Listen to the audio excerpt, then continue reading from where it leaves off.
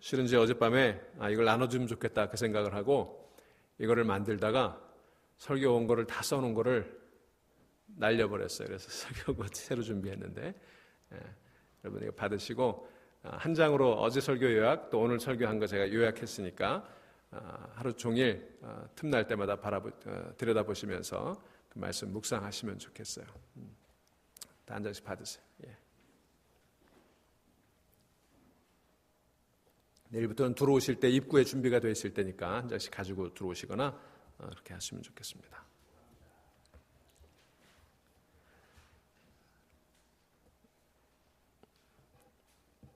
오늘 새벽 기도의 둘째 날 말씀 사모하고 기도하기를 소망하며 나온 여러분 모두에게 크신 은총 함께 하시기를 빕니다. 우리 세순이 윤순이도 나오니까 얼마나 좋은지 모르겠어요. 예. 자, 오늘 본문은 느헤미야의 기도입니다. 어제 아침에 살펴본 것처럼 느헤미야는 몸은 수상궁에 있으면서도 그 마음이 황폐한 예루살렘을 향해 있었습니다. 동족의 신음소리를 살피고 들었습니다. 저는 이것을 보면서 우리의 눈과 귀가 어디로 향하고 있는지 생각해 보았습니다.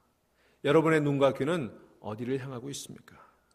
우리는 그저 수상궁에만 우리의 마음을 두고 우리의 삶의 목적을 두고 살아가고 있는가? 아니면 황폐한 땅에 대한 애통한 마음을 가지고 살아가고 있는가?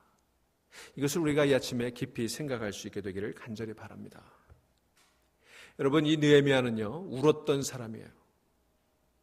여러분, 어려움에 처했을 때 울면서 사람을 깨우지 마시고 눈물로 하나님을 깨우는 여러분들이 다 되실 수 있기를 주의 이름으로 축원합니다. 이 느헤미야의 기도를 오늘 우리가 읽었는데요, 이 기도는 그가 얼마나 위대한 기도의 사람이었는지를 잘 나타내주고 있어요.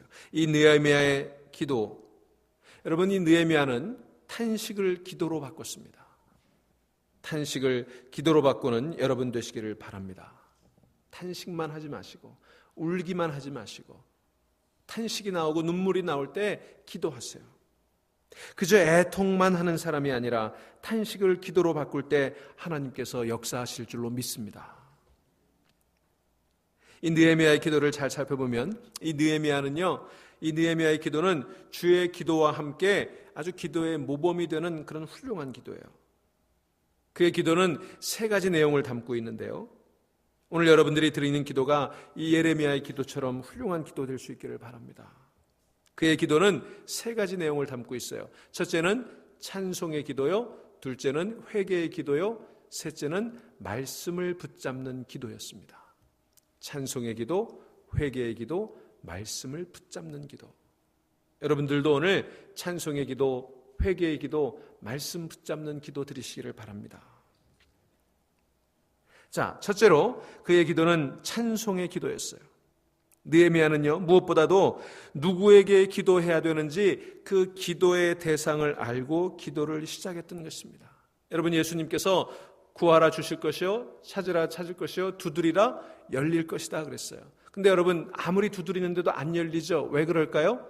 잘못 두드리니까 그래요. 엉뚱한 데 가서 두드리니까 그래요. 빈집에 가서 두드리는데 문이 열릴 리가 있습니까? 여러분, 누구에게 기도하느냐?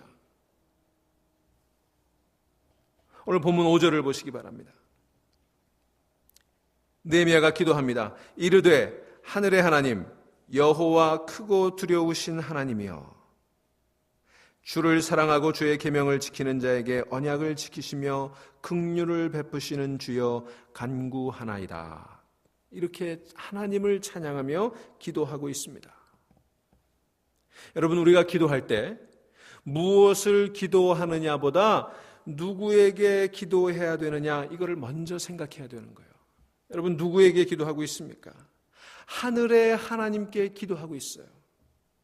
여호와 크고 두려우신 하나님이여, Great and awesome God. 이게 느헤미야가 기도를 드렸던 대상이에요. 여러분, 우리의 문제가 크게 느껴질 때 하나님께서 그 문제보다 크심을 찬양할 수 있기를 간절히 바랍니다. 세상이 여러분을 두렵게 만들 때 여러분, 세상을 두려워하지 말고 오직 하나님을 두려워하겠노라고 선포하시기 바랍니다. 그 하나님께 기도하세요. 크고 두려우신 하나님. 여러분, 오늘 이 아침에 이 표현 기억하시기 바랍니다. 크고 두려우신 하나님. 그래서 오늘 기도하실 때 이렇게 기도하십시오. 크고 두려우신 하나님, Great and awesome God. 여러분, 이 말씀은 하나님을 세상보다 크게 여기고 세상을 두려워하는 대신에 하나님을 두려워하겠다고 하는 믿음의 결의가 담겨 있는 그런 기도입니다. 여러분, 여러분에게 하나님은 어떤 하나님이십니까? 여러분이 기도하는 하나님은 어떤 하나님이십니까? 하늘의 하나님, 크고 두려우신 하나님, 긍휼을 베푸시는 주여, 여러분 그 하나님께 기도하세요. 크고 위대하신 하나님이에요. 선교사 윌리엄 캐리가 말합니다. Expect great things from God. Attempt great things for God. 위대하신 하나님께 기도하라. 위대한 일들을 하나님께 기대하라. 그리고 하나님을 위해 놀라운 일들을 시도하라. 여러분, 하늘의 하나님, 크고 위대하신 하나님을 향해 위대한 일들을 기대하고 위대한 일들을 기도하는 여러분 될 수 있기를 주의 이름으로 축원합니다. 자, 느헤미야가 또 뭐라고 찬양하며 기도합니까? 6절 후반부에 주를 사랑하고 주의 계명을 지키는 자에게 언약을 지키시며 그랬어요. 여러분, 하나님은 언약을 지키시는 하나님이십니다. 신실하신 하나님, 언약을 잊지 않으시는 하나님이세요. 약속을 믿는 데는 신뢰가 필요하고 언약을 믿는 데는 신앙이 필요합니다. 하나님은 언약의 하나님이세요. 이 하나님께 긍휼을 구하며 나가는 거예요. 신실하신 하나님이시기 때문에, 언약을 지키시는 하나님이시기 때문에 그 하나님께 긍휼을 구하는 거예요. 여러분, 이것을 기억하시고 우리가 당면한 문제가 아무리 커도 곧바로 그 문제에 들어가서 기도하기보다는 먼저 하나님이 누구이신지를 우리가 찬양하고 선포하며 기도하며 기도를 열어가시기를 바랍니다. 여러분, 문제만 집중하지 마세요. 하나님이 크시다는 걸 선포하면 문제는 그 앞에서 사라져버리는 거예요. 문제 붙들고 기도할 필요가 없어요. 하나님이 위대하심을 선언하면 되는 거예요. 사랑하는 여러분, 느헤미야는 그러므로 기도할 때 찬송의 기도를 드렸습니다. 여러분, 크고 놀라우신 주, 하늘의 하나님을 찬양하며 기도하는 이 아침 될 수 있기를 간절히 소망합니다. 둘째로, 느헤미야의 기도는 회개의 기도였습니다. 오늘 본문 6절, 7절을 보실까요? 같이 읽습니다. 이제 종이 주의 종들인 이스라엘 자손을 위하여 주야로 기도하오며 우리 이스라엘 자손이 주께 범죄한 자들을 자복하오니 주는 귀를 기울이시며 눈을 여시사 주의 종의 기도를 들으시옵소서. 나와 내 아버지의 집이 범죄하여 주를 향하여 크게 악을 행하여 주께서 주의 종 모세에게 명령하신 계명과 율례와 규례를 지키지 아니하였나이다. 여기 보면 나와 내 아비의 집이 범죄하였다 이렇게 말하고 있습니다. 여러분, 느헤미야는 남을 탓하는 사람이 아닙니다. 남을 탓하는 사람이 아니에요. 동족의 범죄가 바로 나와 내 아비의 집이라고 고백하는 사람이었어요. 여러분, 남 탓하며 기도하지 마세요. 내 탓하며 기도하시기 바랍니다. 여러분, 작은 사람은 남 탓하고 큰 사람은 자기 탓을 하는 겁니다. 가만히 사람들이 기도하는 걸 들여다보면요, 온통 세상은 죄악으로 가득하고 사람들은 다 죄인이고 그런데 자기는 의롭다 이렇게 기도하는 사람이 얼마나 많은지 몰라요. 이게 바리새인의 기도예요. 이게 예수님이 역겹다고 하신 기도예요. 그런 바리새인들의 기도를 우리가 얼마나 자주 하고 듣는지 모르겠어요. 역겨운 기도예요. 그런데 여기에서 느헤미야는 정직하게 하나님 앞에서 통회했습니다. 나와 내 아비의 범죄를 고백했던 거예요. 실은 자기 조상들이 범죄한 거 아닙니까? 그래서 나라 빼앗긴 거 아니에요? 벌써 140년, 150년 전 얘기예요. 오래전 얘기예요. 나하고는 상관없다고 얘기할 수 있어요. 그런데 느헤미야는 그 동족의 범죄가 내 범죄라고 고백하는 거예요. 나와 내 아비의 저 범죄를 자백하고 있습니다. 여러분, 그래서 그의 기도는 참된 회개의 기도였어요. 여러분, 이사야 선지자도 하나님께 부르심을 받았을 때 뭐라고 통회했습니까? 이사야서 6장 6절, 화로다 나여 망하게 되었도다. 나는 입술이 부정한 사람이요 나는 입술이 부정한 백성 중에 거하면서 만군의 여호와이신 왕을 배웠음이로다. 이렇게 기도하며 통회하고 있는 거예요. 여러분, 가장 위대한 사람이 누굽니까? 하나님 앞에서 통회하는 사람입니다. 하나님은 능력자를 찾으시는 게 아니라 하나님은 통회하는 사람을 찾으시는 거예요. 통회하고 회개해서 깨끗한 사람, 거룩한 사람을 찾으십니다.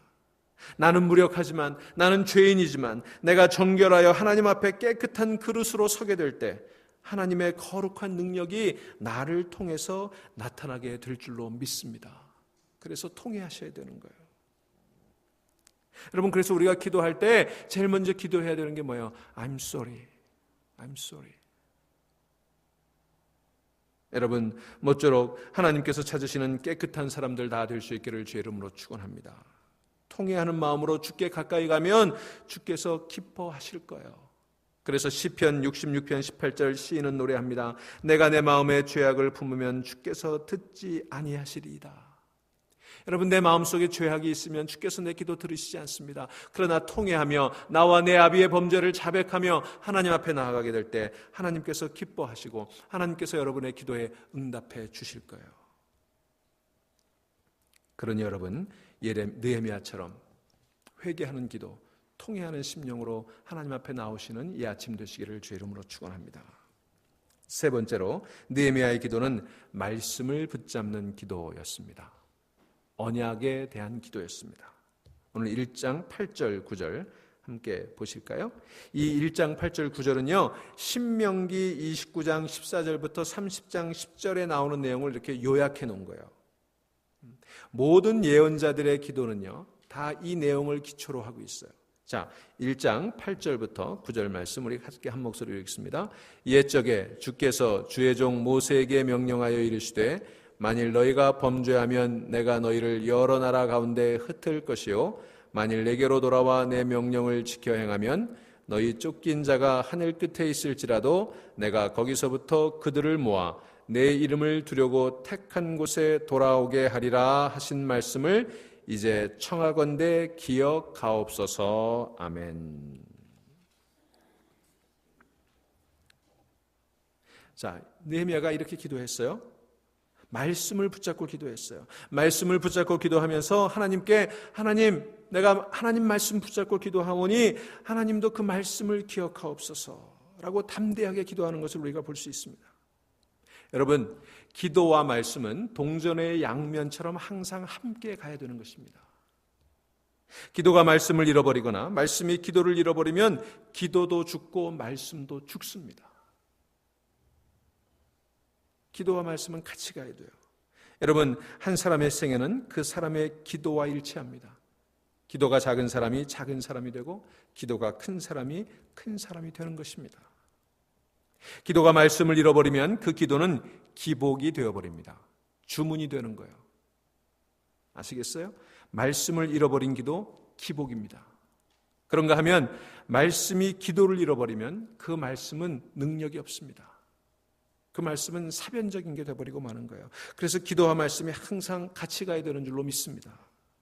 여러분 기도하시는 만큼 말씀 묵상하세요. 그리고 말씀을 묵상하시는 만큼 기도에 집중하시기 바랍니다. 그래야 기도와 말씀이 함께 묶어져서 강력한 힘을 나타내는 거예요. 역사하는 힘이 되는 거예요.